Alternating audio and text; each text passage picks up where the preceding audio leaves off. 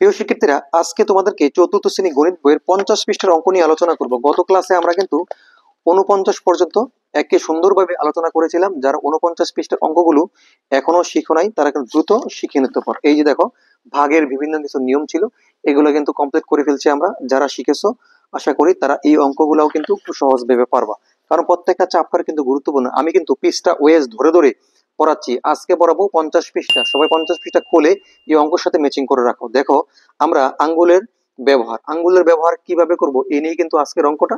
তো তোমরা মনোযোগ সহকারে বসে থাকো, আমি তোমাদেরকে শেখানোর চেষ্টা করতেছি ইনশাআল্লাহ। দেখো, ভাগ করার সময় সংখ্যার স্থান যাচাইয়ের জন্য নিম্নরূপে আঙ্গুল ব্যবহার করা সুবিধাজনক। কেমন সুবিধাজনক? মনে করো 45 এখানে আছে, এখানে আছে কত? 9 পরে একটি সংখ্যা আছে, কত আছে? 4 আছে। এই 4 তুমি নখ দিয়ে চাপ দিয়ে রাখলা, চাপ দিয়ে রাখলে দেখা যাচ্ছে কত? 9। তাহলে তুমি চিন্তা করবা যে 45কে 9 দিয়ে ভাগ করা যাবে কিনা। আমরা 9 ভাগ 45 করতে পারি না, কারণ ভাজক 45, ভাজ্য ছোট। ভাজকের চেয়ে ভাজ্য যখন ছোট হয় তখন কিন্তু ভাগ করা যায় না, যার কারণে এটা করা যাচ্ছে না। আসো দ্বিতীয় স্টেপে আমরা 45 থেকে 94 ভাগ করব। এই যে আঙ্গুলটা সরিয়ে নিয়েছি, 4 কিন্তু বেশি উঠেছে। তো এখন আমরা কি করব? এই 45কে 94 ভাগ দেব। এখন আমরা 94কে 45 দিয়ে ভাগ করতে পারি। এই জিনিসটাই বোঝানো হয়েছে। এর জন্য আমরা চেষ্টা প্রথমে একটি সংখ্যা, প্রথমে দুইটি সংখ্যা, এভাবে সরিয়ে সরিয়ে কিন্তু অঙ্কগুলো সমাধান করতে হবে। তো আমরা 45 দোকানে কত? 45 দোকানে 90। 45 দোকানে 90 হয়। তো 45 থেকে 90 হইলে এই দুইবার গিয়েছে, আরো 4 কিন্তু অবশিষ্ট থাকবে। এই অঙ্কটা যদি আমি তোমাকে ছোট্ট করে এখানে রাফ করে দেখাই, তাহলে দেখো 45 94। 45কে আমরা কি করব? 2 দিয়ে গুণ করে দেখি কতবার যায়। 5 দুগুণে 10 এর 0, হাতে আছে 1। 4 দুগুণে 8, 8 একে 9, কত হলো? 90। এই 90 তুমি এখানে বসাবা। কতবার গিয়েছিল আমাদের? দুইবার। এই দুইবার এখানে উত্তরে করে বসাতে হবে, ঠিক আছে? এখন আমরা বিয়োগ করব। 4 থেকে 0 বিয়োগ করলে তো কত থাকে? 4 থাকে। 9 9 0, তাহলে 4। যদি আমরা এটা উত্তর আকারে লিখতে চাই তাহলে কি লিখ? দেখো, ভাগফল 2, ভাগশেষ 4। এই যে 4। বুঝতে পারছো? এই উদাহরণটা আঙ্গুলের ছাপ দিয়ে বোঝানো হয়েছে, তেমন কিছু না, সহজ অঙ্ক।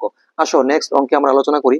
এই উদাহরণটা বুঝতে পারলে তুমি কিন্তু এই নিচের অঙ্কগুলো তোমার কাছে একদম সহজ হবে, পানির মতো সহজ হবে। তবে আমরা কি করতে হবে? 5-এর যে উদাহরণটি মনোযোগ সহকারে আমাদেরকে বুঝতে হবে। আমরা মনোযোগ সহকারে বোঝার জন্য আশেপাশের নয়েজ, সাউন্ড, টিভি, মোবাইল কোনোই প্লে করা যাবে না। নীরবে এই অঙ্কটি বুঝতে হবে। চলো এই অঙ্কটি বোঝার চেষ্টা করি আমরা।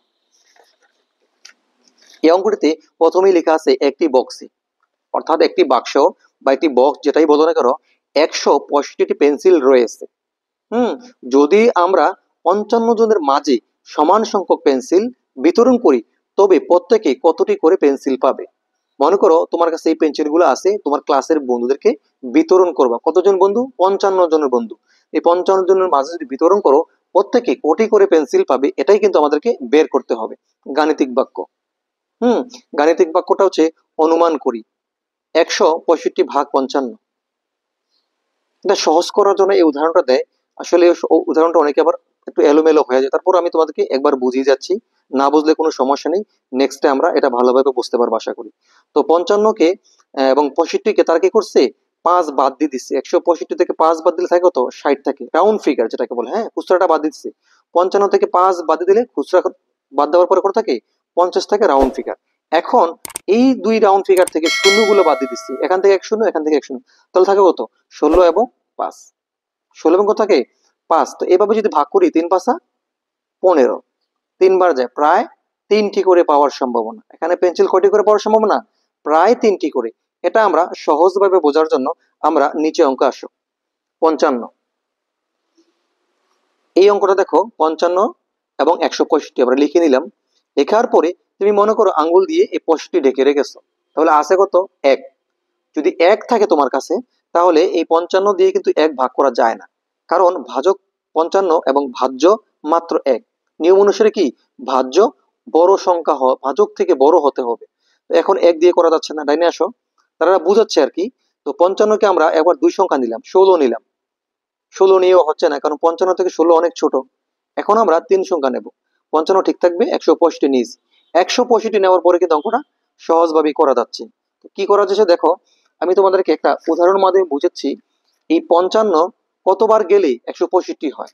তুমি যদি এই উদাহরণটা একটু দেখো, 55কে আমি 3 দিয়ে গুণ করেছি, 3 5 15, 5 হাতে আছে 1, 3 5 15, হাতে 1 16। তুমি যদি 55কে 3 দিয়ে গুণ তো 165 পাওয়া যাচ্ছে। তুমি যদি 55কে 3 দিয়ে গুণ দাও তাহলে 165 পাওয়া যাচ্ছে। আর এখানে কি হচ্ছে 165, তারপর 3 বার 3 55 165। এখন বিয়োগ করলে কি হবে, ফলাফল 0। আরো স্পষ্ট বোঝার জন্য আমরা নিচের থিওরিক্যাল যে পড়াটা আছে এটা একটু পড়ার চেষ্টা করব। প্রত্যেকটা পড়াই কিন্তু গুরুত্বপূর্ণ, কোনো অবহেলা করা যাবে না। কখন কোনটা দিয়ে তুমি অঙ্ক মাথায় বুঝতে পারো, কল্পনাও করতে পারবে না, এজন্য মনোযোগ সহকারে অঙ্ক দেখতে হবে। দেখো 1 নম্বরে শতক স্থানীয় মানটিতে আমরা 1/55, এই যে 55, এই যে 1, শুধু এক সংখ্যা নিলে কিন্তু ভাগ করতে পারি না। এবারে তাহলে ভাজ্যের দশক স্থানীয় সংখ্যাটি সাথে নেই, মানে কি 10 মানে ওই 16টা একক দশক। দশক স্থানীয় আমরা 16/55 করতে পারি না, কারণ 55-র চেয়ে 16 অনেক ছোট। তাই এবার একক স্থানীয় অঙ্কটি সাথে নেই, মানে অর্থাৎ আমরা এখন 5ও সাথে নেব। এখন আমরা 65/55 করতে পারি। আমরা অনুমিত 3কে ভাগফল হিসেবে একই স্থানে লিখি। 55কে 3 দ্বারা গুণ করে 165 পাই। একটু আগে তোমাদেরকে যে উদাহরণটা দিয়েছিলাম যে 55কে 3 দ্বারা গুণ করে 165 পাই, বুঝতে পারছো? এখন আছে সর্বশেষ 4 নাম্বার, 165কে 165 বিয়োগ করি এবং বাক্য হিসেবে 0 পাই। এই 65 থেকে 165 বিয়োগ করলে কত, 0 থাকে, বুঝতে পারছো? তার মানে কি দাঁড়ালো, 165/55 = 3। প্রত্যেকে 3টি করে পেন্সিল পাবে। এই অঙ্কটি খুব সহজভাবে আশা করি বুঝতে পারছো। যদি এই অঙ্কটি তুমি বুঝতে পারো তাহলে কিন্তু এখানকার অঙ্কটি খুব সহজেই বুঝতে পারবা। তো আজকে এই অঙ্কটি করতে গেলে ভিডিওটা অনেক লং হয়ে যাবে। তো আমি তোমাদেরকে একটি প্রশ্ন দিচ্ছি, আশা করি যদি তুমি উদাহরণ অঙ্কটা বুঝতে পারো তাহলে তোমার কাছে এই অঙ্কটি একেবারেই সহজ হবে। প্রশ্নটা হলো, আমি 1 নাম্বার অঙ্কটি তোমাকে করে দিচ্ছি। 43। এই অঙ্কটি তুমি আগামী ক্লাসে আমাকে দেখাতে হবে, অর্থাৎ এই ভিডিও দেখার পরেই তুমি খাতায় অঙ্কটি করবে, করে ভাগফল এবং ভাগশেষ কত হয় আমাকে কমেন্টে অবশ্যই জানাবে। ভাগফল এবং ভাগশেষ কত হয় লিখে জানাবে, উত্তর যাই হোক না কেন এখানে লিখে কমেন্টে জানাবে। তাহলে আশা করি তোমার অঙ্কটি খুব সহজে বুঝতে পারবা। কেননা তোমাকে যদি মাঝে মধ্যে অঙ্ক না দিই তুমি কিন্তু অঙ্ক করতে আগ্রহ হবা না। এজন্য মাঝে মধ্যে তোমাদেরকে অঙ্ক দিতে হবে, যাতে করে তোমরা অঙ্ক করতে আগ্রহ ফিল করো, অঙ্কগুলো শিখতে পারো। তো প্রিয় শিক্ষার্থীরা, পরবর্তী ক্লাসে আমি এই অঙ্কগুলো সমাধান করব, ওই পর্যন্ত অপেক্ষা থাকো। তো ভালো থাকো সবাই, আল্লাহ হাফেজ।